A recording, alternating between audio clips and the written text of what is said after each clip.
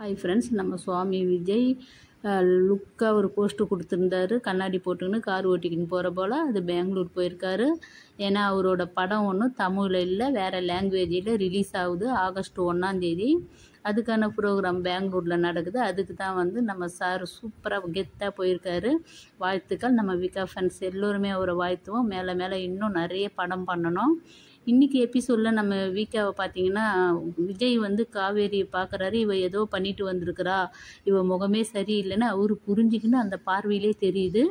நம்ம காவேரி எப்படி சொல்கிறது, வெண்ணிலா கிட்டே சத்தியம் அடித்தது விட்டு விலகிறத எப்படி சொல்கிறதுன்ட்டு அந்த பயம் அவள் முகத்தில் பாருங்களேன், உண்மையாகவே பயப்படுற போல் அவ்வளோ அழகான ஒரு நடிப்பை தட்டிட்டாங்க நம்ம வீக்கா. சூப்பரு.